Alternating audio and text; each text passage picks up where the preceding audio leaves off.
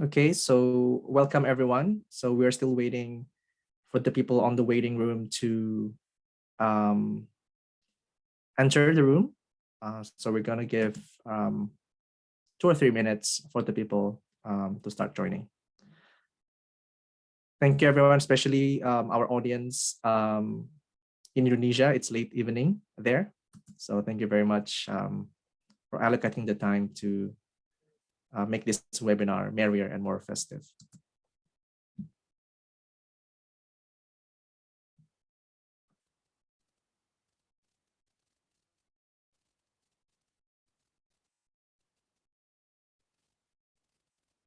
Okay, let me just start because it will take a while for me to introduce myself and the event first, and then we will proceed with the main event, namely the presentations from our speaker. Good evening, good afternoon, and good morning to everyone attending this webinar. My name is Gilang Lukman. I am an Indonesian researcher and activist of Palestinian solidarity campaigns based in Oxford, UK. And today I take pleasure in serving you as this webinar's moderator. The title of this webinar is Adopting the Apartheid Framework for Palestinian Advocacy, Opportunities and Challenges. This webinar is organized by the BDS movement in Indonesia as part of the commemoration of the Israeli Apartheid Week 2022. This webinar not only explores the broader discussion of the application of the apartheid framework on the issue of Palestine-Israel, but also tackles themes specifically catered to our Indonesian audience, in particular regarding the recent news and debates on the prospect of normalization of relations between Indonesia and Israel. Joining us today here are two excellent speakers, Phyllis Bennis, Fellow of the Institute for Policy Studies in Washington, and Saleh Hijazi, Head of Office of Amnesty International in Jerusalem and Ramallah, who would deliver for us a presentation on their perspectives and experience pertaining to our webinar's theme, and are here to respond to the questions that the audience may have at the end of the webinar. So the format of the event itself, we would have 2 sessions of presentations from Saleh, and then following that would be a Phyllis presentation. And then I, as the moderator, would raise 2 questions to the speakers, questions which are probably on top of mind of our audience as well. And then after that, I will open the floor for the broader audience to ask their questions if they have any. Without further ado, I would like to invite the first speaker, Saleh Hijazi. I would like to introduce him first. So Saleh Hijazi works at Amnesty International as the head of office in Jerusalem, Ramallah, Palestine. He has been a long-standing activist for Palestinian rights and has spoken in various platforms on this issue. In particular, he has played an instrumental role in educating the public on the findings of the landmark report by Amnesty International entitled Israel's Apartheid Against Palestinians, Cruel System of Domination and Crime Against Humanity. Saleh holds a master's degree in human rights from the University of Essex in the UK. Without further ado, I would like to give the floor to Saleh. Thank you very much, Gilang, and good morning, good afternoon, good evening to all the audiences. It's a great pleasure and honor to be speaking to you today, and Ramadan Kareem to all those who are celebrating, and particularly audiences in Indonesia. Great pleasure to have you with us on the first evening of Ramadan. So thank you very much. What I'll do in my presentation is speak about the bit in the title of this, which is about the apartheid framework, particularly about the Amnesty International report, which was published in February 2021, so a couple of months ago. The report builds on decades of work by Palestinian organizations, academics and intellectuals using the apartheid framework and explaining the Palestinian experience within it. The Amnesty report, we believe, is a significant contribution to the body of knowledge that was then further contributed to by Israeli and other organizations, including, for example, Human Rights Watch. With the Amnesty report, we believe that consensus among civil society organizations working on human rights in Israel and Palestine has now been completed, that Israel is perpetrating the crime against humanity of apartheid against Palestinians. With the publication of a report by the Special Rapporteur on the human rights situation in the occupied Palestinian territories just this past month in March, last week, we see that this consensus is now growing also to the UN. Now, I'm going to ask you to bear with me while I go through the report and try to summarize what is 280 pages in the 10 to 15 minutes I have. Amnesty report finds that since its establishment in 1948, Israel has pursued a policy of establishing and maintaining Jewish demographic hegemony and maximizing its control over land to benefit Jewish Israelis while restricting the rights of Palestinians and preventing Palestinian refugees from returning to their homes. In 1967, Israel extended this policy to the West Bank and Gaza Strip, which it has occupied ever since. Establishing and maintaining Jewish hegemony, both in terms of demography and geography, is the intent behind the system of apartheid. This intent is documented in terms of statements by Israeli officials over the years, but also in how it is reflected in laws, policies, and practices. Amnesty has analyzed Israel's intent to create and maintain a system of oppression and domination over Palestinians and examined its key components, which are territorial fragmentation, segregation and control, dispossession of land and property, and denial of economic and social rights. It has concluded that this system amounts to apartheid. Now, I'm going to break this down a little bit. So, and again, thanks for bearing with me. I'm going to go through each of these four pillars of the system, starting with fragmentation.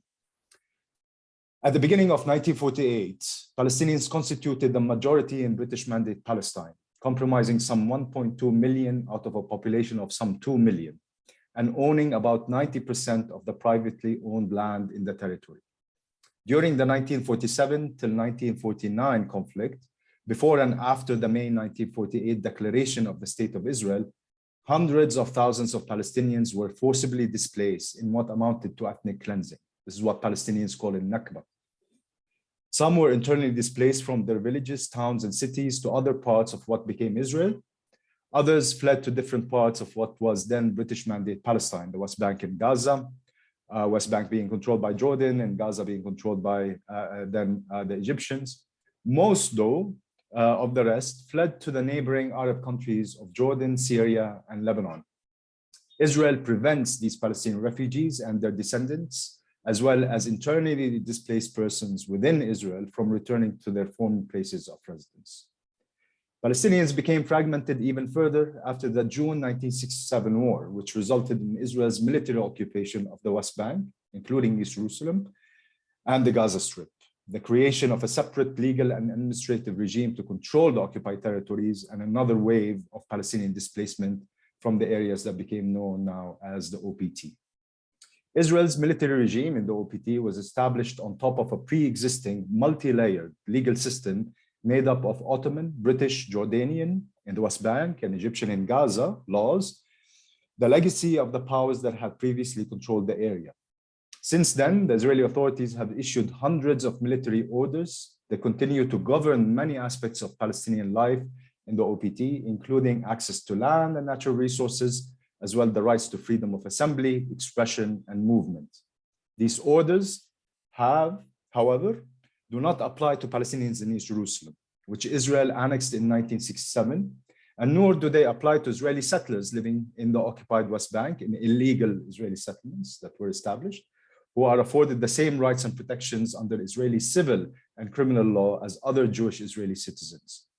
By contrast, Palestinians in the West Bank are subjected to military courts, which fall short of international standards for the fair conduct of trials and administration of justice.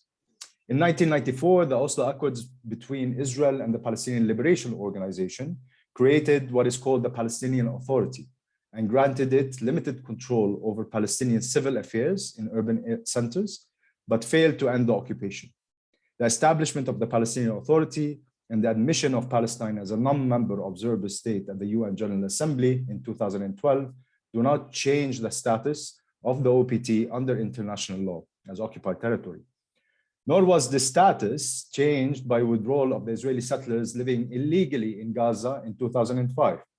The entirety of the West Bank and Gaza Strip remains under Israeli military occupation, with Israel retaining effective control over these territories, including the Palestinian population living there, their natural resources, and with the exception of Gaza's short southern border with Egypt, their land and sea borders and airspace.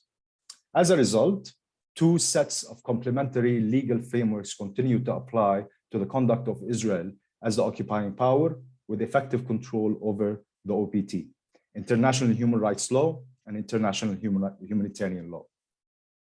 However, while preserving the OPT status as occupied territory under international law, the Oslo Accords have added another layer of administrative and legal complexity to the governance of Palestinians in the OPT, fragmenting and segregating them even further into Israel's benefit. While internal Palestinian political divisions have exacerbated this separation even further, today, Palestinians in the OPT live under separate jurisdictions and require permits from the Israeli authorities to cross between them, from and to the Gaza Strip, annexed East Jerusalem, and the rest of the West Bank, and are also separated from Palestinian citizens of Israel, both geographically and on the basis of their legal status. Meanwhile, Palestinian refugees displaced during 1947 until 1949, and in 1967, conflicts continue to be physically isolated from those residing in Israel and the OPT through Israel's continuous denial of their right to return to their homes, towns, and villages. This is how we see the picture of the fragmentation that exists until today. The second pillar is segregation and control. So parallel to imposing measures that fragment Palestinians into distinct territorial, legal, and administrative domains, Israel has pursued the strategy of establishing domination through discriminatory laws and policies that segregate Palestinians into enclaves based on their legal status and residence. In order to maintain Jewish Israeli domination in Israel and the OPT, Israel also continues to deny millions of Palestinian refugees displaced in 1947-49 conflict and shortly after from land in the territory that became recognized as the State of Israel, and subsequently Palestinian refugees displaced in 1967 from the OPT, as well as their descendants, the right to citizenship and residence by denying them the right to return to their homes. Israel's denial of Palestinians' rights to equal nationality and status and to freedom of movement, its restriction on their right to family unification and for Palestinian citizens of Israel and residents in East Jerusalem to extend citizenship or residency to spouses from the occupied Palestinian territories, and its undue limitations on their civil and political rights as means of suppressing dissent are what make the second pillar of this system of oppression and domination under segregation and control. The third pillar is dispossession of land and property, where since 1948, the Israeli state has enforced massive and cruel land seizures to dispossess and exclude Palestinians from their lands and homes. Although Palestinians in Israel and in the OPT are subjected to different legal and administrative regimes, Israel has used similar land expropriation measures across all territorial domains under the Judaization policy, making an area Jewish. This seeks to maximize Jewish control over land while effectively restricting Palestinians to living in separate, densely populated enclaves. It does not completely block Palestinian citizens of Israel from moving to predominantly Jewish localities, as demonstrated by the fact that some mainly young Palestinians have done so, at least in recent years, but it has managed to minimize their presence there. This policy has been continuously pursued in Israel since 1948 in areas of strategic importance that include a significant Palestinian population, such as the Galilee, Jalil, the Negev, and Naqab, and has been extended to the OPT following Israel's military occupation in 1967. Today, ongoing Israeli efforts to coerce the transfer of Palestinians in the Naqab, East Jerusalem, and Area C of the West Bank under discriminatory planning and building regimes are the new frontiers of dispossession of Palestinians and the manifestation of the strategy of Judaization and territorial control. The land regime established soon after Israel's creation, which was never dismantled, remains a crucial tool in these efforts. Different land and expropriation laws and policies that Israel has continuously pursued since 1948 in Israel and as of 1967 also in the OPT to dispossess Palestinians for the sole benefit of its Jewish population include selective registration of ownership rights through the land title settlement process, for example, a discriminatory allocation of expropriated Palestinian land for Jewish settlements, and the use of a discriminatory urban planning and zoning regime to forcibly transfer Palestinians from their land and properties. This is the third pillar, dispossession of land and property. Coming to the fourth one, deprivation of economic and social rights. Israel's fragmentation, segregation, and land confiscation policies and practices described above that I described have left Palestinians marginalized, impoverished, and subject to widespread and systematic socioeconomic disadvantage across all domains of control, meaning Israel and the occupied Palestinian territories, West Bank, East Jerusalem, and Gaza.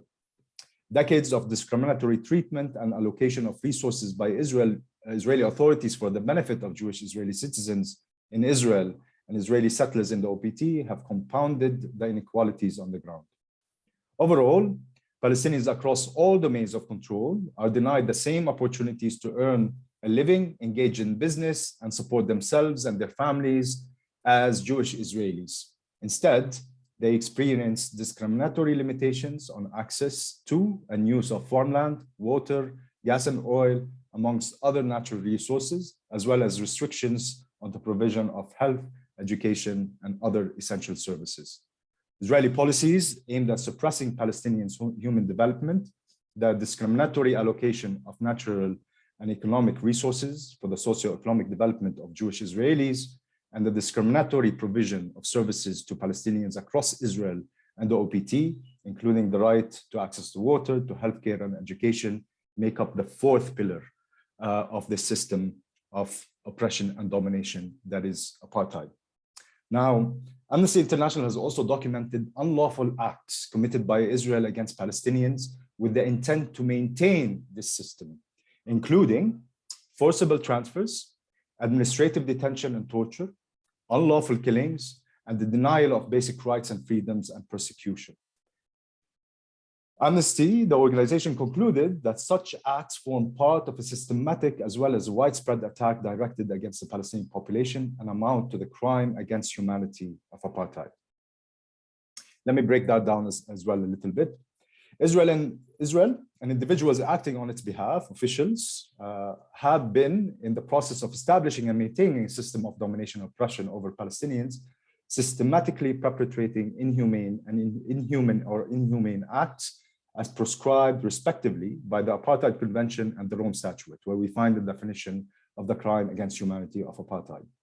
Amnesty International has examined specifically the inhumane acts of forcible transfer, administrative detention, torture, unlawful killings and serious injuries, and the denial of basic freedoms or persecution committed against the Palestinian population in Israel and the OPT, which are associated with and enforce the system of discriminatory laws, policies, and practices that I just described when I was describing the system.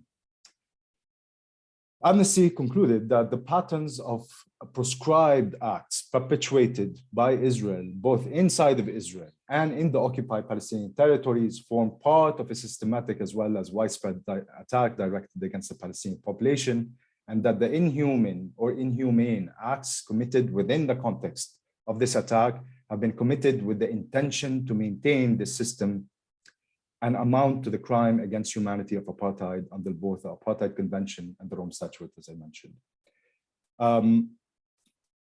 Let me speak about these four inhumane acts that are not all inclusive of all the crimes, but are particularly relevant when it comes to the enforcement of the system of oppression and domination apartheid. Starting with forced transfers. Israel implements a myriad of laws and policies to force Palestinians in Israel and the OPT into small enclaves or to leave the territory altogether. In the Naqab, for example, South Israel, East Jerusalem, and Area C of the West Bank, which are under full Israeli control, Israeli authorities enforce similar planning and building regimes against the Palestinian population, which result in widespread and similar patterns of home and property demolitions, including structures directly linked to livelihoods, on the grounds of the lack of building permits. They deny communities in these areas the provision of essential services, and in the case of the OPT, take no action against violent attacks by Israeli settlers. Together, these policies create a coercive environment that aims to force Palestinians to abandon their homes and they leave the territory. Palestinians are caught in what may be called a catch-22 situation. On one hand, Israel requires them to obtain permit to build or even erect a structure such as a tent, but rarely issues these permits. Consequently, to have shelter or to develop communities, Palestinians build without a permit. Israeli forces then demolish the structures on the basis that they were built without a permit. By contrast, Israeli authorities freely allow amendments to plans to promote the development where they are setting up Jewish cities in Israel or Israeli settlements in the OPT. Since 1948, Israel has demolished tens of thousands of Palestinian homes and other properties across all areas under its jurisdiction and effective control. This includes the destruction of more than 500 Palestinian villages in what became Israel following the 1947-49 conflict. Those affected are some of the poorest and most marginalized communities in both Israeli and Palestinian society, often refugees or internally displaced persons who are forced to rely on family and humanitarian actors for shelter and livelihood. Israel's revocation of the permanent residency status of thousands of Palestinians in East Jerusalem has similarly resulted in forcible transfers. Additionally, Israel has deliberately destroyed homes and displaced civilians during military operations, rendering tens of thousands of Palestinians homeless and displaced. The evidence suggests that most of the destruction was not justified by military necessity and amounted to violations of international humanitarian law. Considered within the context of a system of oppression and domination, the violations contribute to maintaining the system of apartheid. Israel's discriminatory state policies, regulations, and conduct against Palestinians in Israel and the OPT involve the crime against humanity of deportation or forcible transfer under both the Rome Statute and the Apartheid Convention. There are now, very important to mention, more than 150,000 Palestinians across Israel and the OPT who are at risk of losing their homes, either through forced evictions, home demolitions, or because of the coercive environment that is created. This is as we speak. Now, coming to the second inhumane act, administrative detention, torture, and other ill treatment. Since the occupation of the West Bank and Gaza Strip in 1967, the Israeli authorities have made widespread use of administrative detention to imprison thousands of Palestinians, including children, without charge or trial under renewable detention orders. The military judicial system in the OPT has used these orders to lock away thousands of Palestinians, including children, for months and at times years. Israel regularly uses administrative detention against political opponents of the occupation.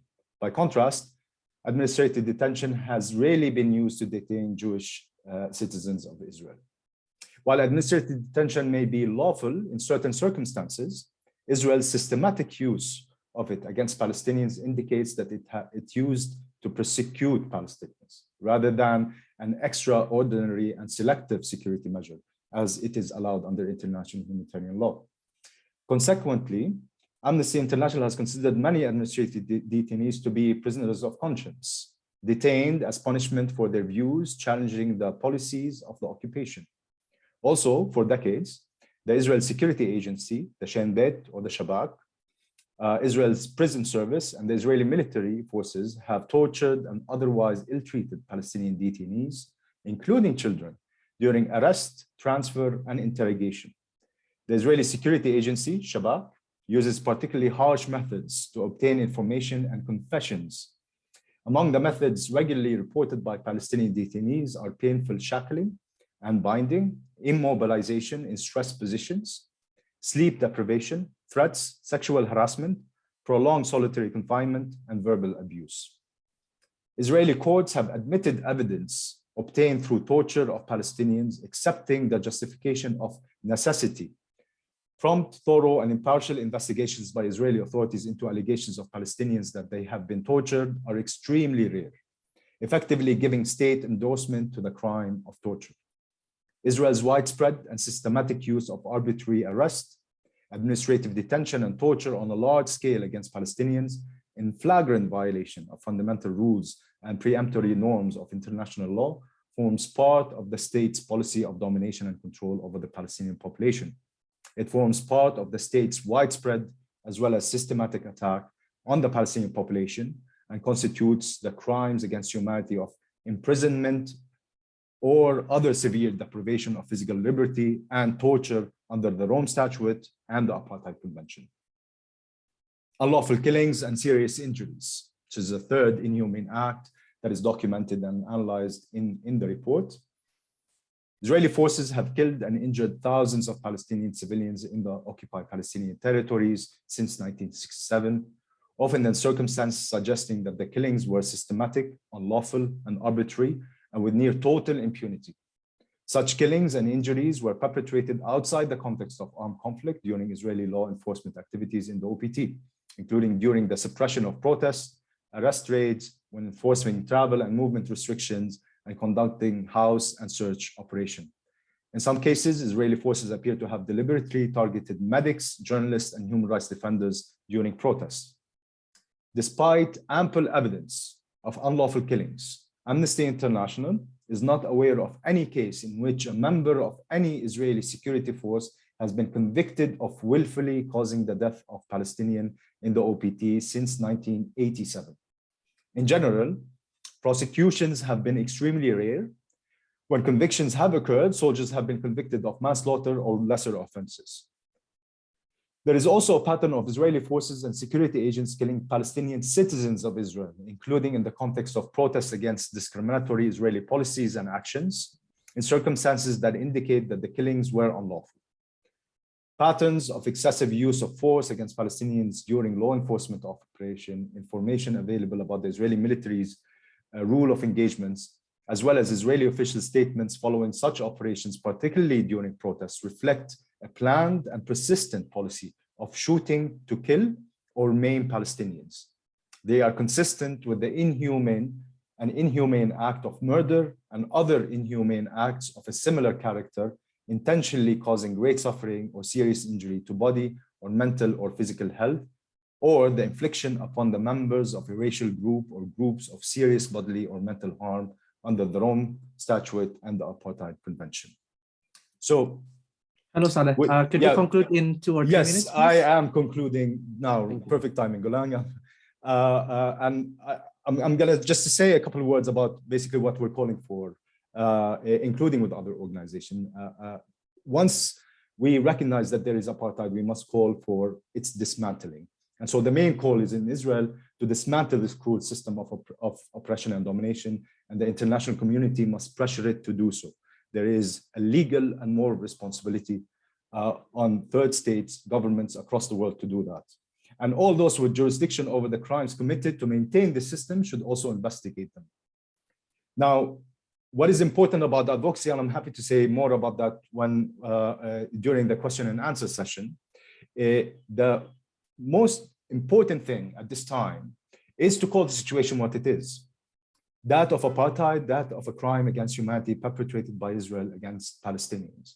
This very crucial and essential recognition is the beginning, is the first step towards then seeing action being taken towards a dismantling of the system of oppression and domination and ensuring that there is accountability and justice. Framework of apartheid allows the connection of all the different dots of patterns of violations together. Like we're seeing since the beginning of the year, a pattern of unlawful killings. Tens of Palestinians, including children, have been killed by Israeli forces.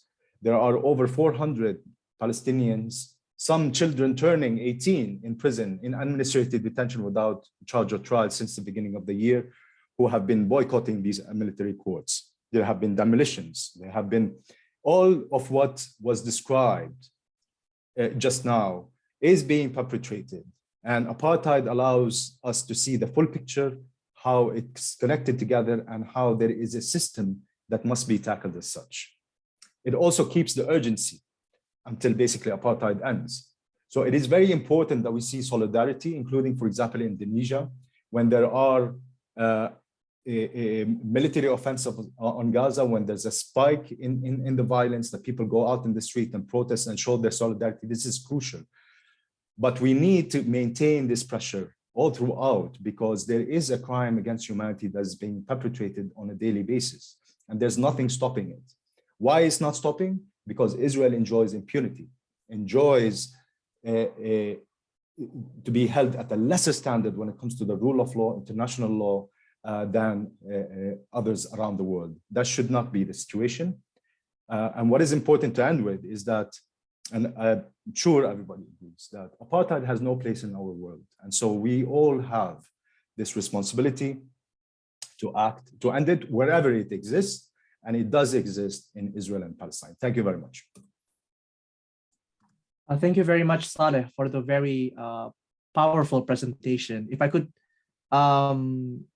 just highlight one takeaway for myself, is really the fact that apartheid is a crime that is ongoing on a daily basis. In Indonesia, pretty much around last year, when there is the crisis in Jarrah and Jerusalem and Gaza, people literally flooded the streets with their chants of solidarity, and then people start to donate and do a lot of things to convey their solidarity to Palestinians. But that, look what we have like 1 year after that, it seems that we as humans, or like in Indonesia at least, we need to see the crime in its tangible form, in bloodshed, in war, for us to really to make us move to do something. Whereas in actuality, apartheid as a crime ongoing on a daily basis, it needs not, we do not need a bloodshed or the media to blow up this thing. We have to really call the reality as it is, which is apartheid, and we need to move. We need to be really moved to dismantling this crime with whatever we have in our disposal. So thank you very much, Saleh. And I'm sure that the audience would have a lot of questions in response to your presentation, but we would save that at the end of the event. Now we would invite the second speaker, Phyllis Bennis, to present in this webinar. I would like to introduce herself first. So Phyllis Bennis is a fellow of the Institute for Policy Studies in Washington and of the Amsterdam-based Transnational Institute. She serves on the board of Jewish Voice for Peace in the US and the Afro-Middle East Center in Johannesburg, South Africa. Phyllis is a co-founder of the US Campaign for Palestinian Rights and works with many anti-war and Palestinian rights organizations in the US and around the world, speaking at universities and in the media, and briefing members of government officials. Her books include Understanding the Palestinian-Israeli Conflict, a primer, and Challenging Empire, How People, Governments, and the UN Defy US Power. Phyllis co-chaired the UN-based Civil Society International Coordinating Network on Palestine and has served as an informal advisor to several top UN officials on Palestine issues. She was shortlisted twice to become the UN Special Rapporteur on Human Rights in the occupied territory. Phyllis, we are very pleased to have you in this webinar. I would like to give the floor to you. But before that, I would like to remind the audience that we have an interpretation feature between English and Bahasa Indonesia. So please make the best use of this feature if you wish to do so. So Phyllis, time and place, over to you. Many thanks, Gilang, and thank you all for joining us today. Thanks to BDS Indonesia for organizing this seminar, and to Saleh for a really wonderful presentation on the Amnesty report. And Ramadan Kareem to all of you who are celebrating today, tonight, this afternoon, morning, whatever it is where you are. The BDS movement, the global movement for boycott, divestment, and sanctions, is indeed a global movement. And it's important to recognize that, because it not only recognizes all three components of Palestinian oppression, those living under military occupation in the occupied territories, those living as second or third class citizens inside Israel, and those denied their right of return, living as refugees around the world. There are also in the BDS movement the recognition of three kinds of nonviolent resistance: boycotts, divestment, and sanctions. And the role of each of them will be different in different countries. So in Europe, boycotts has been a really central component. In the United States, corporate divestment campaigns, particularly among churches, has been really huge. And in other countries, from Argentina, Azerbaijan, and Vietnam, the reality is that sanctions, and particularly arms sanctions, for Israel that would prohibit the buying or selling of arms to or from Israel, could be very important. Now, Indonesia does not buy a lot of Israeli weapons, but it does buy some, it turns out. In 2020, Indonesia purchased $1.3 million worth of Israeli weapons and other military equipment. That's about 18.6 billion rupiahs. Now that's small by global standards, but that's still something that could be challenged by people within Indonesia who may want to say that the country of Indonesia should not be supporting the Israeli military industry, as it's doing to the tune of over $1 million. That could be an important component of it. BDS at the core is really always about education. Saleh talked about this, about the importance of educating people about what apartheid is. That's why we have Israeli Apartheid Week, because understanding that this is not just some arbitrary kind of oppression, but is systematic and systemic, that it's a system of apartheid that needs to be challenged. That also means that we need to continue doing education about why supporting Palestinian rights is not a religious issue. This is not anti-Semitic, it's not anti-Jewish, it's not even anti-Israeli. It's anti-apartheid, it's anti-oppression. Now, in many places, particularly in my country, in the United States, Israel supporters have, in a sense, weaponized the discussion and particularly the accusation of anti-Semitism by equating criticism of Israel with anti-Semitism, saying that if you criticize Israel, you are an anti-Semite. They claim that those of us who criticize Israeli policies are, quote, singling out Israel. We're not dealing with other countries that oppress their own people. And I sometimes want to ask them, where were you last week at the Saudi embassy when we were protesting Saudi oppression of its own people and of the people of Yemen, against whom Saudi Arabia has waged this horrific war, leading to what the United Nations calls the worst humanitarian crisis in the world today? Most of those criticisms come from people who have never been at a protest of anything else, but they focus, using this charge of anti-Semitism, on those of us, Jewish or not, who support Palestinian rights. The reality is that far from singling out Israel, those of us who fight for Palestinian rights in the US, and I'm glad to say it's an increasing number of people, centered by Palestinians themselves, of course, and including a wide range of other people who fight for other movements against racial oppression, against women's oppression, for immigrant rights, for the climate. All those people are beginning to take up the struggle for Palestinian rights. And far from singling out Israel, what we are doing is saying we want Israel to be treated like every other country, that the special treatment of Israel, the protection of Israel in the United Nations, the provision of $3.8 billion every year of my tax money, well, it's not all my tax money, but my tax money is among it, to the Israelis, that makes up 20% of their military budget coming directly from the United States. That's singling out Israel. We want Israel to be treated like everybody else. The US has laws that say it's illegal to either sell arms or give arms to the military in any country where there is a pattern and practice of violations of human rights. Well, there are many units of the Israeli military that are guilty of the pattern and practice of human rights violations, and yet they are not considered to be relevant to those laws. Israel is being singled out by the supporters of Israel, not by the critics. So that double standard has to be called out for what it is. For me, the issue of Israel is different in some ways, because so much of what Israel does they try to justify on the grounds that it's somehow being done in the interests of all Jews around the world. Israel is one of very few countries that says it is not a country of all its citizens. It is a country of all Jews. Now that's a problem in a couple of different ways. It's a problem for people who live in Israel and are citizens of Israel, 20% of whom are Palestinians. So yes, and we hear this a lot, Palestinian citizens of Israel can vote. They have political parties, they can run for office, they have some representatives in the Knesset, the Israeli parliament, they even have a member of the Supreme Court. But there is no illusion that Palestinians have equal rights, because rights in Israel are divided. Not all citizenship rights are the same as what they call nationality rights.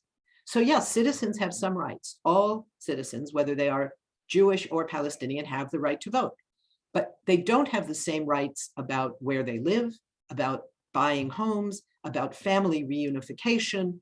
There's a whole series of things that are legalized, particularly now with the new so-called nation state law that Israel passed in 2018, that says explicitly that only Jews have the right of self-determination in the state of Israel, not the citizens of Israel. So 20% of the citizens of the country are denied the right of self-determination. They are denied a host of other things. They're denied the right to bring their families to live with them. They are denied the right to live in a number of areas. They're denied all kinds of things. But now with that new law, it is particularly egregious because it's particularly giving the appearance of legality to this long-standing pattern of oppression and discrimination. Excuse me. So I think that that's one of the big differences with Israel, is the legalization of this kind of oppression and doing it in the name of people. And this is the second part of the problem of that notion of carrying out these policies in the name of supporting Jews around the world. Jews around the world have our own countries, right? I'm not a citizen of Israel. I don't live in Israel. And I don't want Israel doing stuff claiming to be doing it in my name. That puts me at risk when Israel carries out its horrific attacks on Palestinians. I can be blamed for that because Israel says it's doing it for me because I happen to have been born Jewish in the United States. Now, unlike other countries, Israel has an enormous lobbying capacity, particularly in the United States, also in Europe and elsewhere. But that has not prevented the fact that there has been an enormous change in recent years, and particularly I would say in the last 2 decades, the last 20 years or so, the absolutely huge, broad public support for Israel that went across the board in Israel, in the United States, not only for Jews, but everyone in our country grew up believing the mythology of Israel as a plucky little democracy surrounded by these big, hostile, bad Arabs, right? It was a very racist image that we all grew up with. I grew up with that. When I was growing up Jewish as a kid in Los Angeles, if you identified as Jewish, you identified with Israel. That was sort of all there was. Now, it's so different. Young Jews are growing up saying, I am a progressive person in this country. I'm fighting against racism. I'm fighting against the killing of Black people by police. I'm fighting for a better climate policy. I'm fighting for immigrant rights. I'm fighting against the Muslim ban, all of these things. And I'm not going to make an exception to be progressive on everything except Palestinian rights, right? So all of that has changed. Right now, in a recent poll, 25% of Jews believe that Israel is an apartheid state. That's a huge shift. Now, at the same time, Christian Zionism, who are really anti-Semitic in a very profound way, have become increasingly influential and powerful in the United States. So that support for Israel has been reversed. It's now very much a partisan issue in the US political process. It's not any longer the kind of bipartisan point of agreement, everybody supports Israel. Now it's very much a right-wing Republican issue. Democrats are on the other side, are increasingly saying, Israel is doing all kinds of terrible things. We should rethink at least our relationship with Israel. And many are saying we should cut that military aid. We should stop protecting Israel, preventing it from being held accountable for crimes against humanity, for war crimes, for human rights violations, all of these things. And we're seeing, especially among young Democrats, and particularly among young Jews and Democrats of color, we're seeing a vast increase in pro-Palestinian assumptions about what the situation is. And at the same time, we're seeing a rise in organizations like the organization I'm very proud to work with, Jewish Voice for Peace, which is critical, not only critical of the occupation, but explicitly anti-Zionist. And there are other organizations of Jews also critical of the occupation. JVP is now the fastest growing Jewish organization in the US, not the fastest growing progressive or anti-occupation or pro-Palestinian organization. The biggest growth in Jewish organizations is Jewish Voice for Peace. At the same time, we are facing a huge escalation in real anti-Semitism. Anti-Semitism that is coming from the right wing, the same violent people who are attacking Black people on the streets, who are responsible for the riot in the capital of my country in January of last year.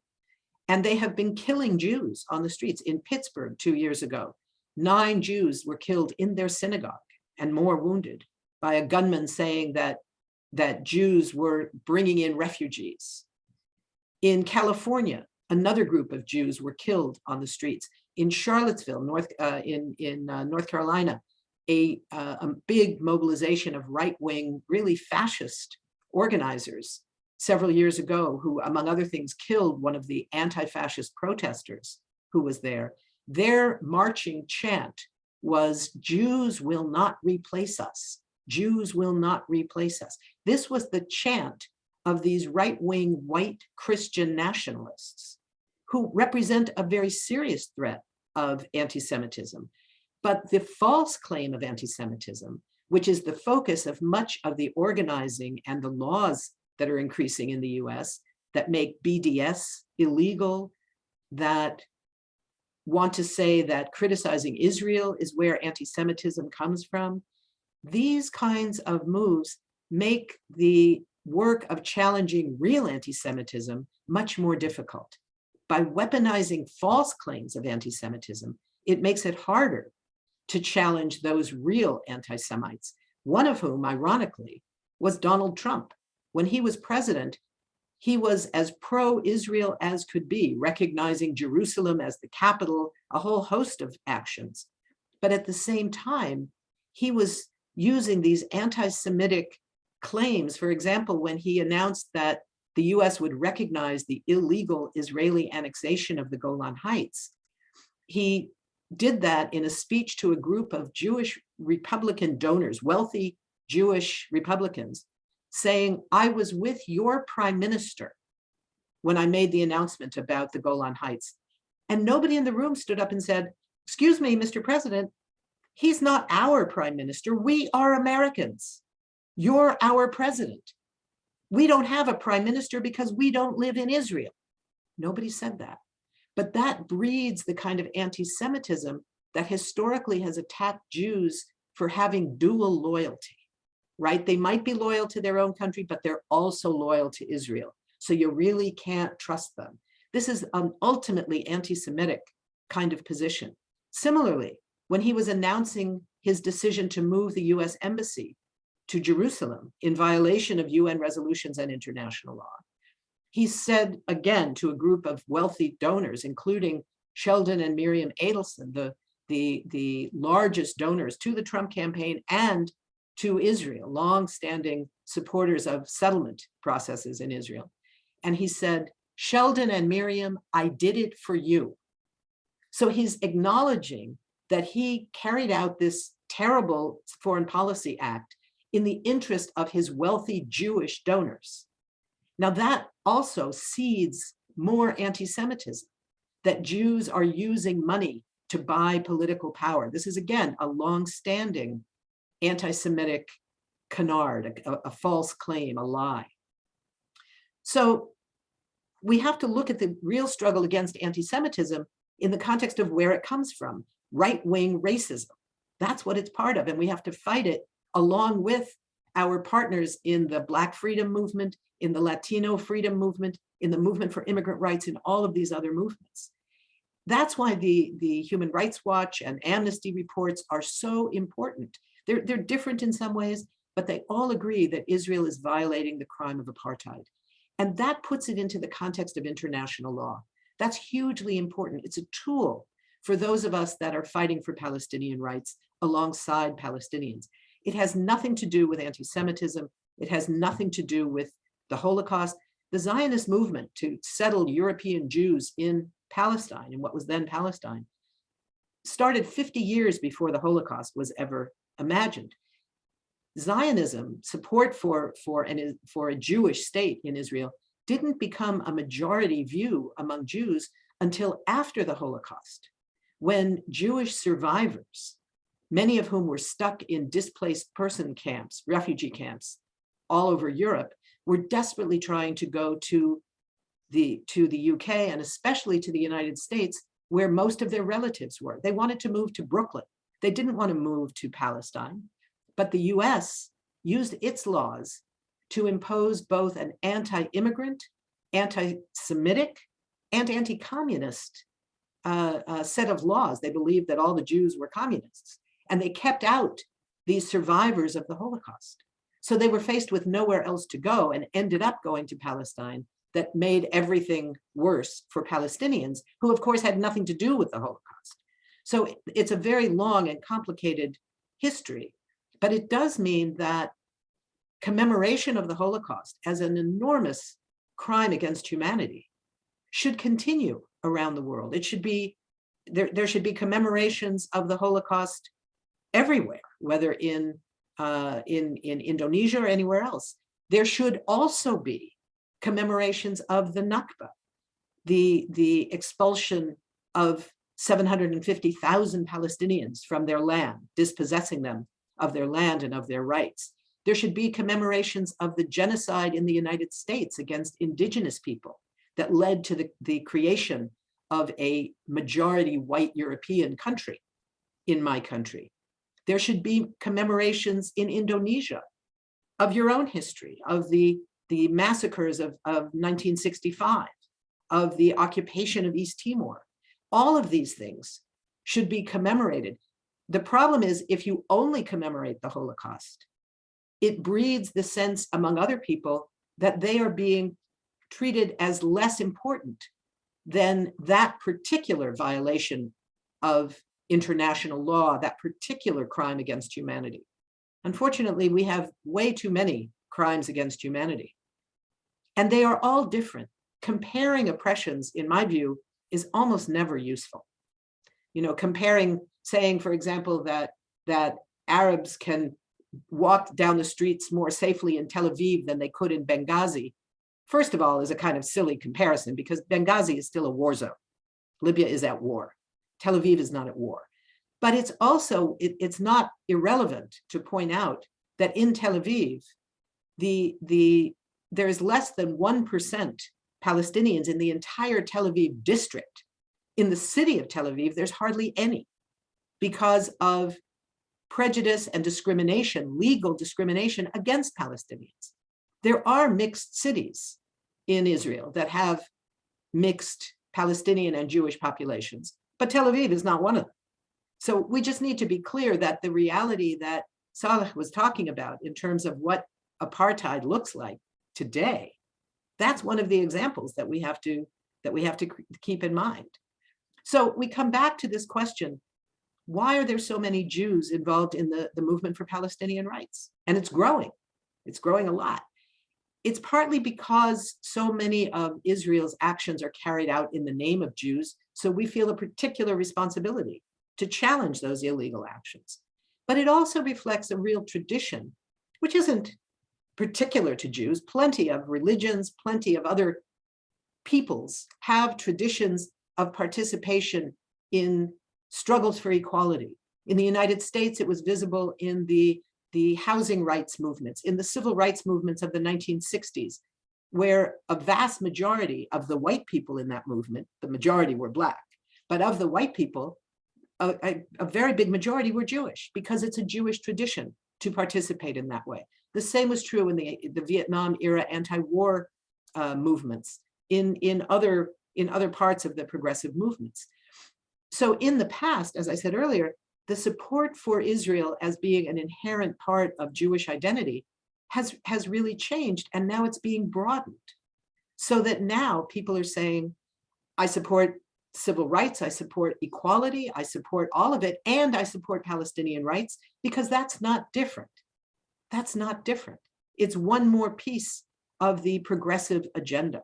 My own history, my own trajectory, if you will, moving from the Vietnam anti-war movement when I was a young student, through movements against US intervention in Central America, the anti-apartheid movement in South Africa, opposing US wars in Iraq and Afghanistan, all of that, along with working for Palestinian rights, all fits together. I grew up a very active Zionist because it was all I knew. But once I became an adult of sorts, a young adult, and started reading, I read about colonialism, I read about I read real history, and I read, among other things, the founder of modern Zionism, Theodor Herzl. I read his diary for the first time, and I read the letters that he wrote to the infamous British colonialist Cecil Rhodes. And he wrote to Rhodes saying, asking for support, basically. He wanted Rhodes to support his project of building a Jewish state in Palestine under the auspices of the British Crown. He wanted it to be an outpost of British colonialism. And he wrote to Rhodes and he said, you may wonder, why am I asking you? You're interested in Africa. I'm interested in this little slice of Arabia. You're concerned about Englishmen. I'm concerned about Jews. So why am I asking you for support? Then there was the answer. He answered his own question. Because our projects are both something colonial. And when I read that, I was like, whoa, I didn't know that. Nobody ever taught me that. It was like, okay, I'm done. I'm done with this supporting Israel stuff. People need to know the history. That's why the apartheid framework is so important. It helps us understand the history and the current situation today. We know that supporting BDS it's a campaign to target oppression of Palestinians. It's not tied to a particular political solution, one state, two state, red state, blue state. That's not my business. That's not your business. That's the business of Palestinians and Israelis to figure out the political solution, how many states. BDS is designed to challenge apartheid, to challenge oppression. It's not about helping the failed peace process that is long ago over. There is no peace process. Let's not have any illusions. The peace process is over and dead. The so-called two-state solution, whatever one thinks about it. I've long been a critic of the two-state solution, but it doesn't really matter what I think about it. What matters is it's over. There's no longer any land left for a separate Palestinian state. What is left is the struggle against inequality. We need a policy in the US and a global policy that is based on international law, human rights, and equality for all. If there's one state or two states or four states, equality within every state, and crucially, equality between the states. None of this so-called state and sort of state. It's either a state with independence and sovereignty or it's not. You can't have it both ways. So finally, I would just come to this question again of what it means to be part of a global movement, the BDS movement as a global movement.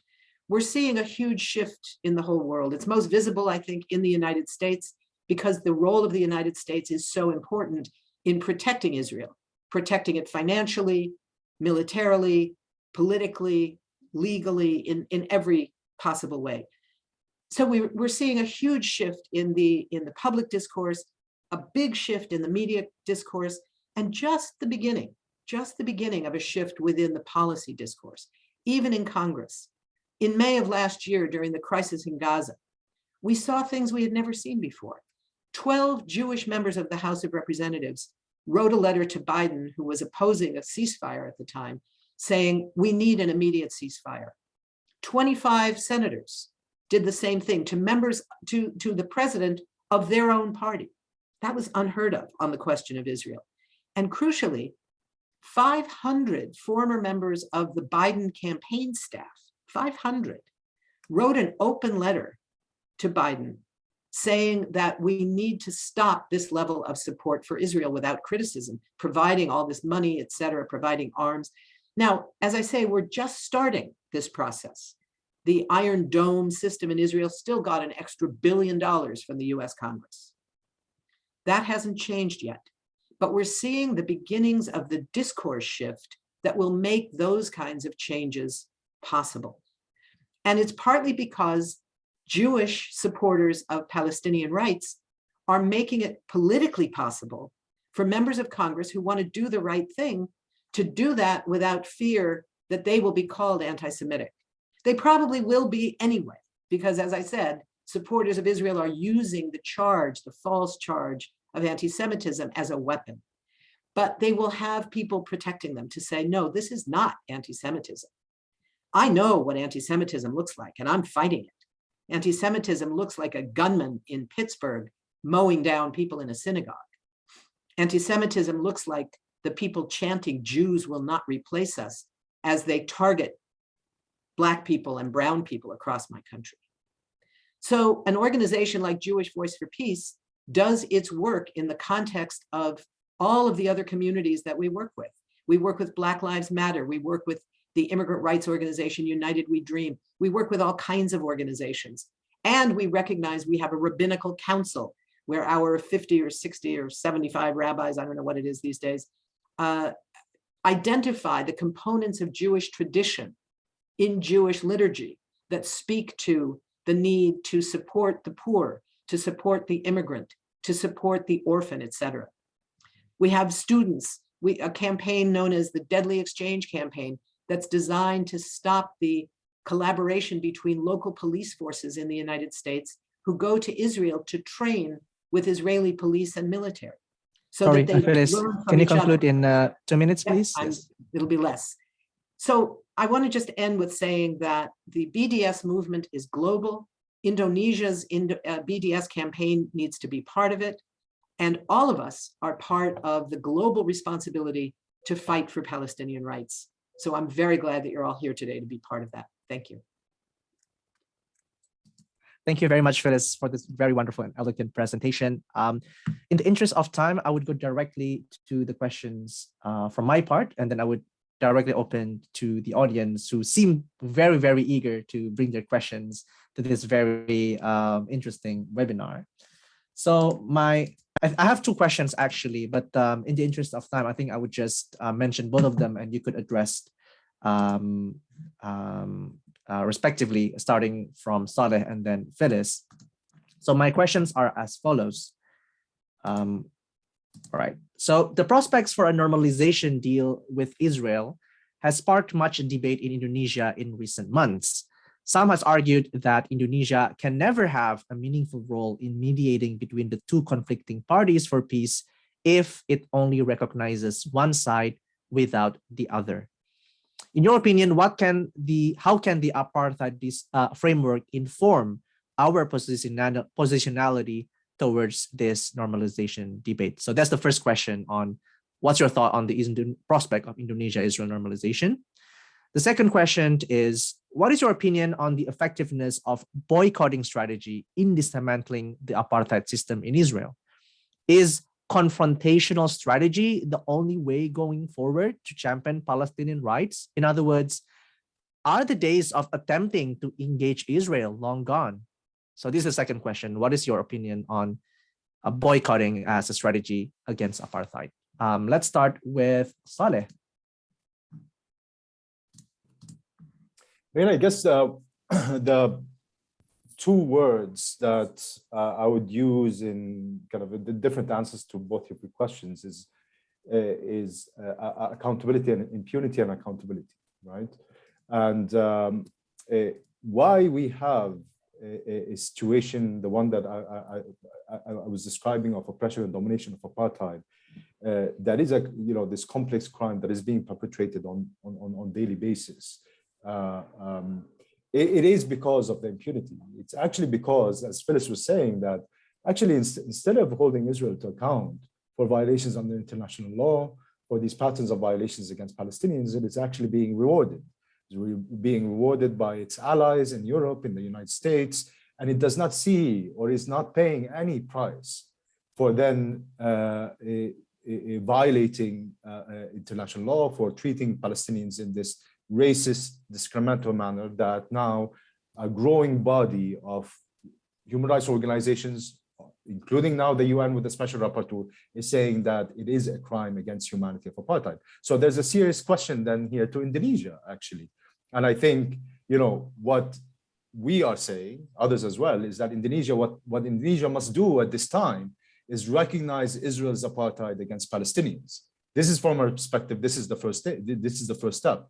And therefore, it's a question to Indonesia, the Indonesian authorities and the governments, is what do they have to say about not only now what Palestinian organizations have been saying for decades, joined by Israeli organizations, and now Human Rights Watch and Amnesty International, but also, you know, in the UN, that Israel is perpetrating the crime against humanity. But one, there is a legal responsibility under international customary law for Indonesia to take action against it, but there is also a moral responsibility. And we know because of the mass solidarity that there is among Indonesians with the Palestinian struggle, with the struggle for rights, justice, and freedom, then this is a serious question that must be posed to the authorities themselves. So this is one, very, very briefly. The second is that I think it should be all forms of strategies, Gilang. Look, the kind of the theory of change is quite simple, and we've seen it happen before, right? In the context of South Africa, that international pressure, making it more costly, both in terms of politics and economics, on Israel to continue with its policies, at the same time supporting Palestinians and Israelis inside that are acting against oppression and domination, against apartheid, is the key formula for then dismantling the system of apartheid. Now, what we have, I think, additionally here in this context is international justice. That at this time, we have the International Criminal Court, we have jurisdiction of the International Criminal Court over parts of the territory where apartheid is, the occupied Palestinian territories, fine. We have an open investigation, this is great. We think that the Office of the Prosecutor of the International Criminal Court should include in its investigation the crime against humanity of apartheid, and us as Amnesty International and others are working towards that. This can be added to this formula. It can be part of this formula that then brings down a system of oppression and domination that is apartheid. Thank you very much, Saleh. Over to you, Phyllis. What's your thoughts about these two questions? Yeah, you know, these are very important questions. I agree with everything that Saleh just said. On the issue of normalization, what we're looking at when we see the normalization agreements that are underway, these so-called Abraham Accords, which are slightly normalization agreements between Israel and several Arab states, what we're talking about is normalizing apartheid, normalizing occupation, normalizing human rights violations. And there's nothing good about that. You know, the idea that it's always good when countries are normalizing relations, I don't think is true. It's always good for countries to be talking to each other. That's different than the kind of formal recognition which says, you're okay, you know, you're part of the community of nations. If we take seriously this notion of apartheid as a crime against humanity, which is what it is in international law, not because it looks like apartheid in South Africa looked, it doesn't look anything like it, it's completely different.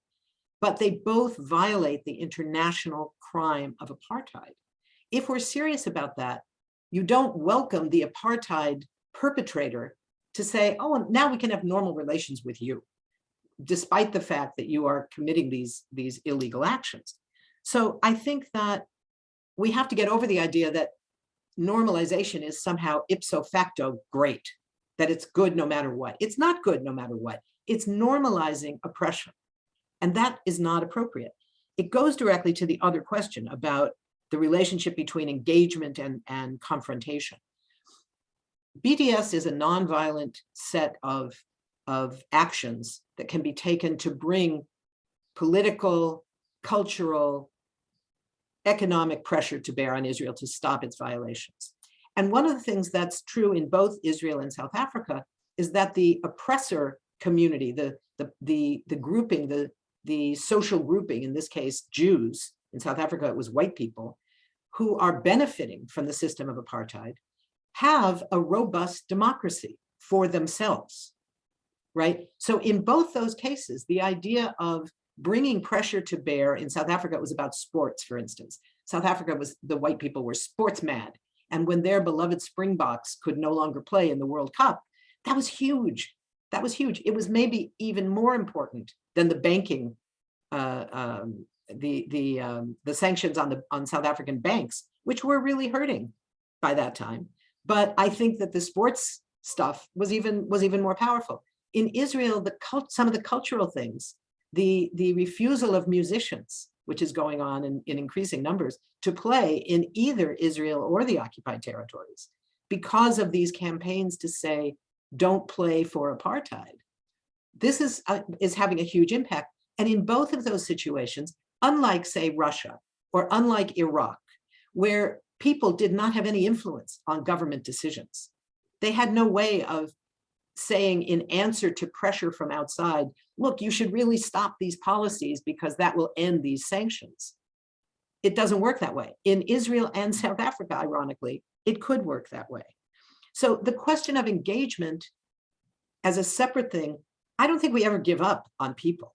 We always should be engaging as we can. And there's nothing in BDS that says you don't engage with individual Israelis. There's plenty of engagement. There's plenty of Israelis who are active in the BDS movement, and they risk a great deal because it's illegal for Israelis to support BDS. But many support other aspects of Palestinian rights, and that's all good. But we have to recognize that the reality is Israelis benefit from the occupation. They benefit from apartheid. This notion that it doesn't help anybody and that nobody benefits from this simply isn't true. Israelis do. They benefit economically. They benefit in a whole host of ways. So, if you imagine it, people talk a lot about if there was just no violence, if we could just stop the violence, it would all be okay. Imagine we stopped all violence today, meaning both Israelis stop attacking and both Israeli settlers stop attacking Palestinians in the occupied territories, Israeli soldiers stop arresting Palestinians in the streets of Sheikh Jarrah, and there is no Palestinian resistance. What happens? You freeze everything. Israelis are doing great. They're a wealthy country. Their passports are valid everywhere. They can go wherever they want. They have education opportunities. They can come and go. They can leave their country and return to their country. Palestinians, not so much. Aside from the economic disparities, the lack of jobs, etc., they have no passports that are valid in almost any countries. They can't travel. They can't leave the occupied territories if that's where they live. It's an entirely different thing. We're not talking about two equal countries. This is not Ecuador and Peru arguing over a border dispute. This is an occupying country and an occupied population that has no power and no rights.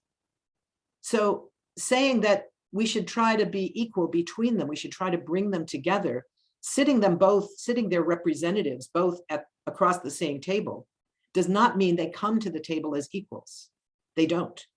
So when the United States has sponsored this so-called peace process all these years, from Madrid to Moscow to Washington and all these meetings, it created an industry, the peace process industry.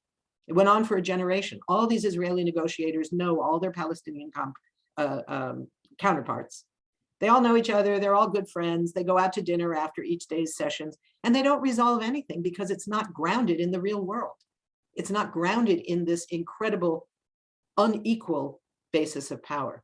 Without challenging that, and we should note that the normalization agreements actually make that imbalance even worse because it strips away even the illusion that Arab countries support the Palestinians. They don't, they haven't, and they almost never did. Certainly the Gulf states never did. But there was an illusion that Palestinians had some kind of political support. This strips away even that illusion, which maybe is helpful actually, but it's not normalizing an abnormal relationship. It's making that abnormal component even worse.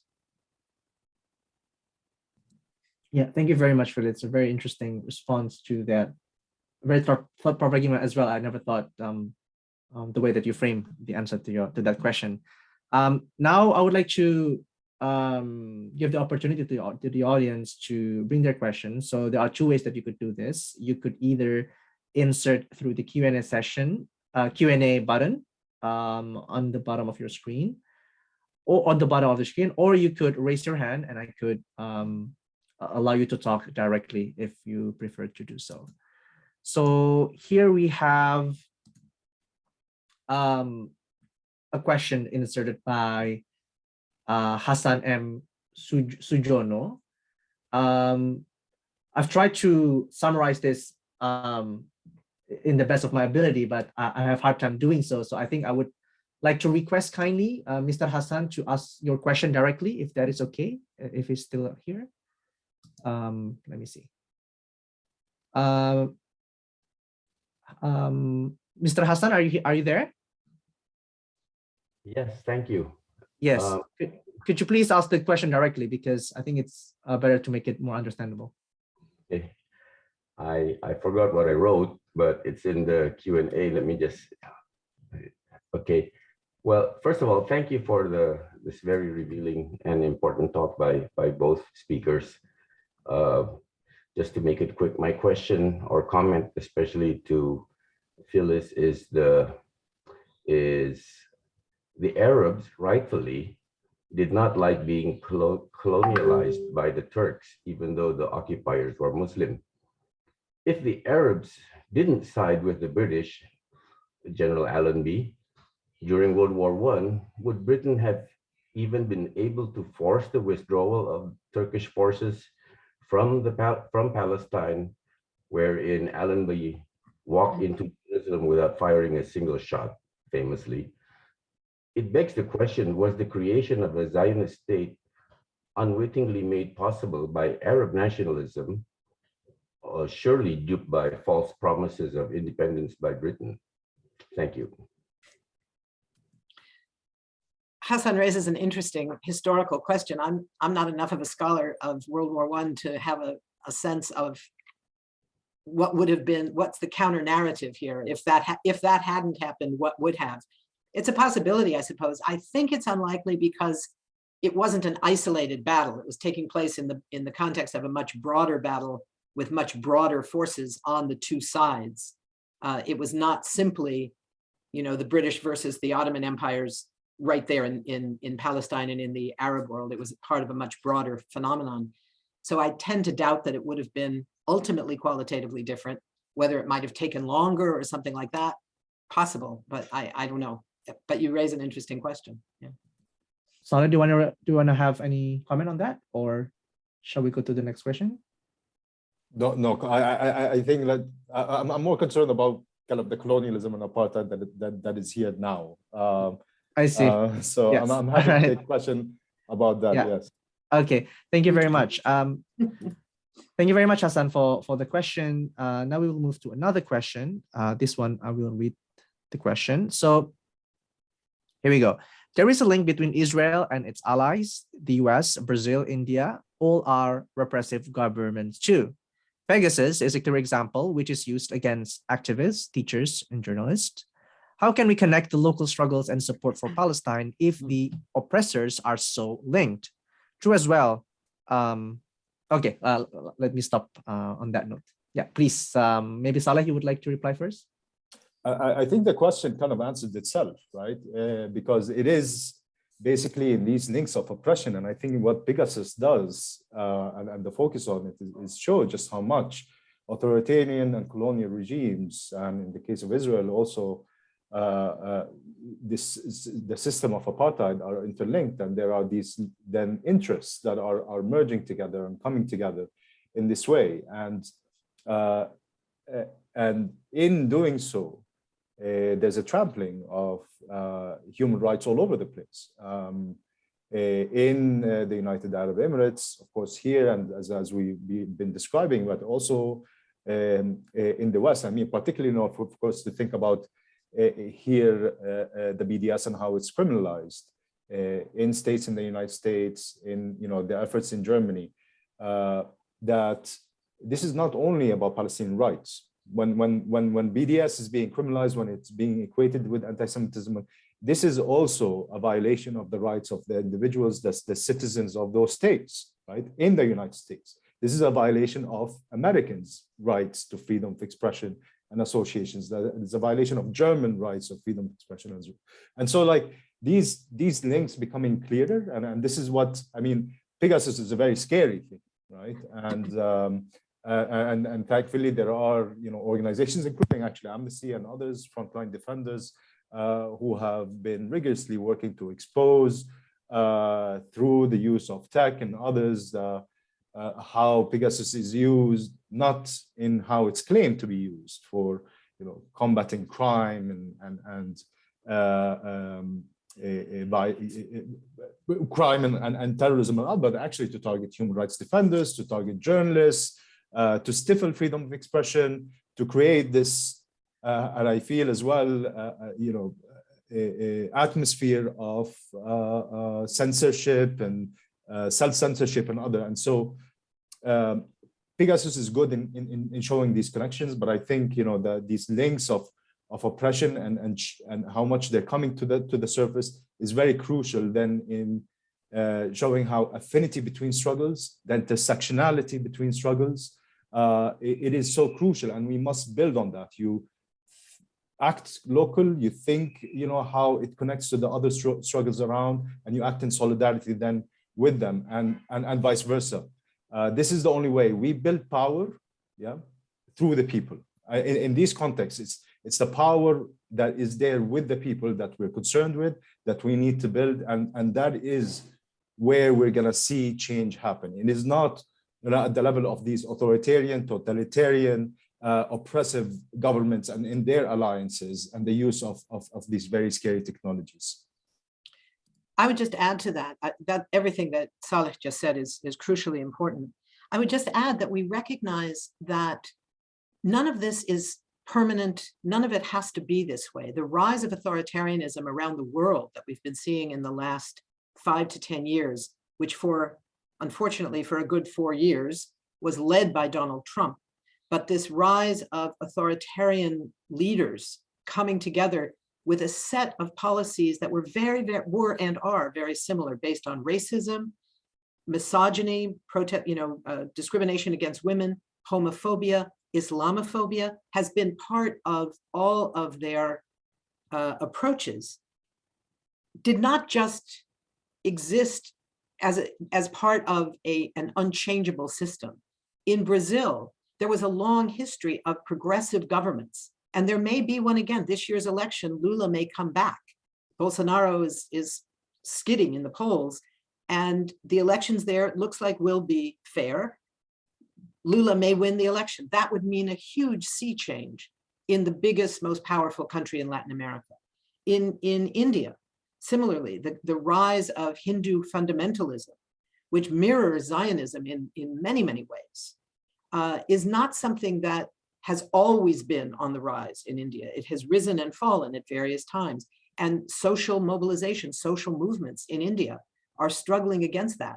So the use of a technology like Pegasus, which for people who are not familiar with it, is essentially a surveillance tool that is so powerful that it can be inserted in the phones of anyone without their knowledge and made to work without their knowledge, to essentially make everything on the phone, from phone calls to text messages, to email messages, photographs, everything accessible to whoever controls that instrument. And it's produced by an Israeli firm known as NSO.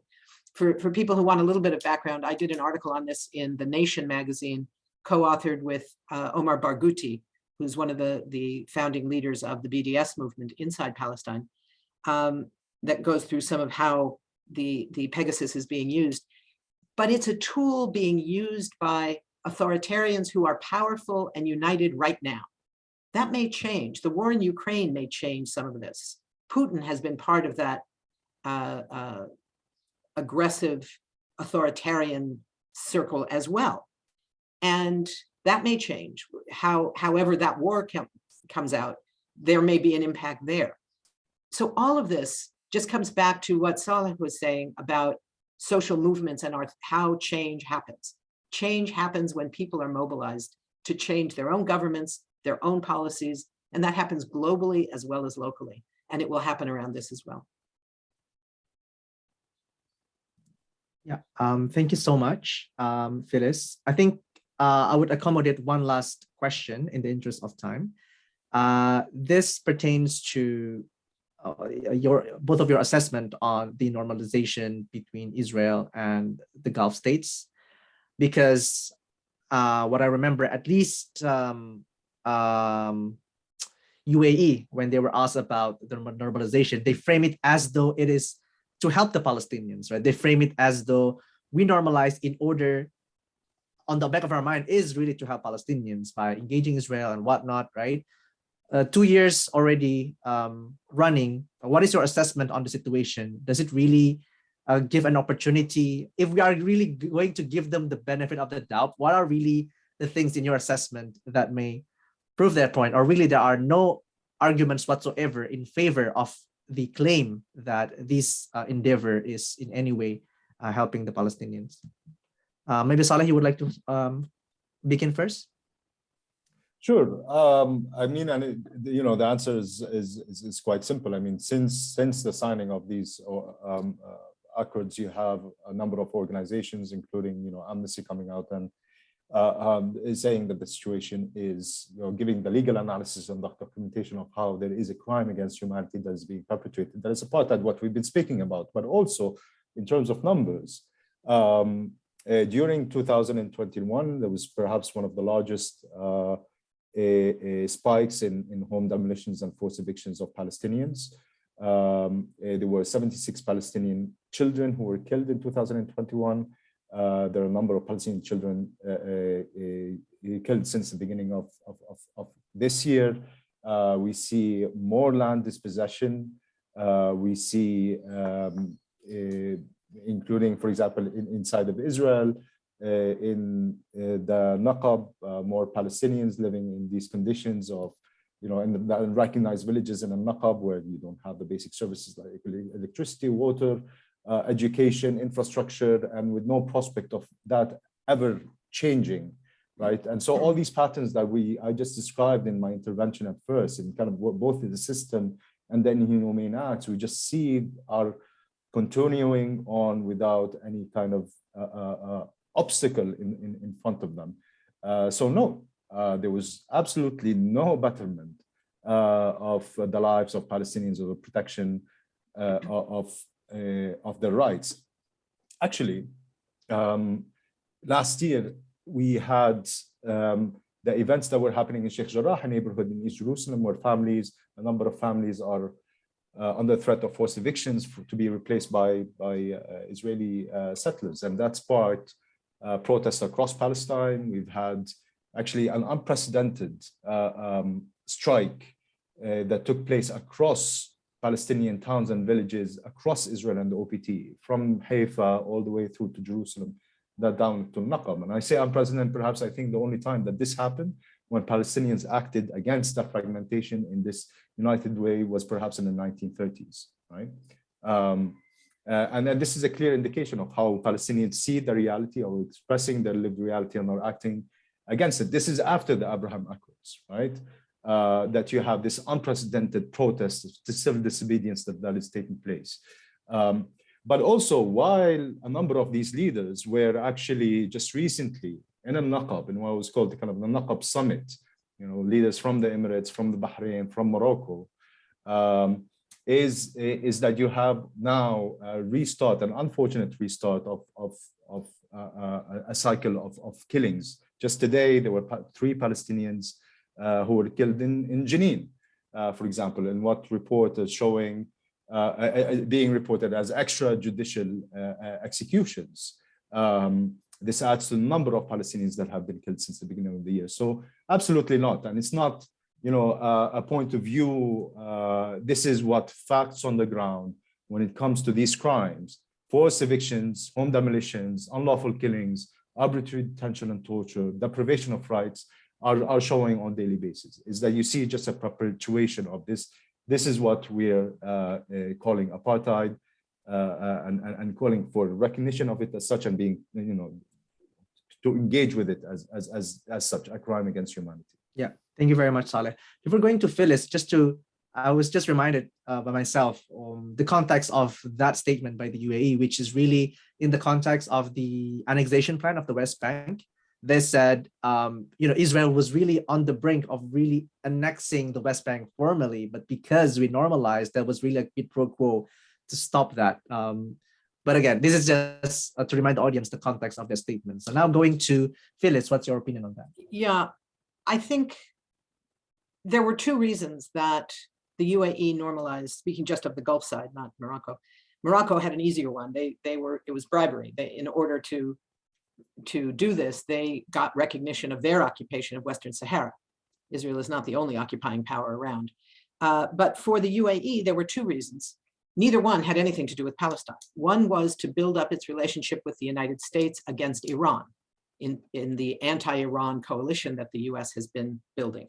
The other was to buy more arms, both especially from the United States, but somewhat I think we will see the UAE buying arms from Israel. So that's their definition of normalization. It has nothing to do with Palestinian rights.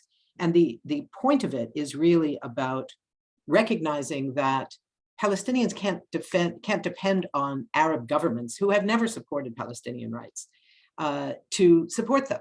It's people around the world in nonviolent mobilizations like the BDS movement and others that will be in solidarity with Palestinian efforts to stop this oppression. So I think that's what we're seeing, this notion that Israel was about to annex and then didn't. I don't think we ever thought that it was clear that Israel was planning to legally annex anything, and as long as Trump was not going to be in power for the next term. That was the criteria. The rest of it, they get the advantages of annexation without the problem of calling it what it is, annexation, and having the political challenge that might emerge to that. It's a serious problem in the United States now that US policy, meaning the policy of President Biden, who does not support he does not support settlement expansion. He does not support keeping the embassy in Jerusalem. He does not support recognition of the annexation of the Golan Heights, but those are his policies because so far he has refused to reverse them. So he has to be held accountable for that. He has said he doesn't believe in them. He has said he disagrees. He repeated it on the campaign trail. It would take him 20 minutes to sign statements. These are not things that have to be decided by Congress. These are statements by presidents, and he could reverse it. He has not. So that's something that, in the next meeting between the Indonesian leadership and the White House, that might be something for them to raise. But this is certainly not something that has any impact on the Palestinian struggle for their rights, because I don't think any Palestinians have ever thought that the leadership of the UAE, for instance, was going to be on their side. Thank you, Phyllis. So with that comes the conclusion of the event today. It's around 10 p.m. already in Indonesia, Jakarta time. Now it's 4 p.m. here in the UK. So just several hours of fasting before I break my fast. So it's an exciting moment, the first day of Ramadan for me and pretty much for the rest of the audience that are attending here. On behalf of the audience, I would like to convey our utmost and most profound gratitude to the speakers, Saleh Hijazi and Phyllis Bennis, as well as Palestinian activists around the world who have organized the Israeli Apartheid Week that has provided us the platform and timing for us, the organizers, the BDS movement in Indonesia, to make this webinar happen. This webinar is recorded and it will be available in our Facebook page, Gerakan BDS Indonesia. So if you would like to share this webinar, this very important educational platform to your friends, your colleagues, please feel free and do not hesitate to do so. Once more, as we say in Indonesian, terima kasih and selamat berpuasa buat yang menjalankan. We say thank you and a happy fasting and Ramadan Mubarak to those who observe. Thank you very much, everyone. Bye-bye. Thank you. Bye-bye. Thank you. Thank you all. Ramadan Kareem. Ramadan Kareem. Thank you. Ramadan Kareem.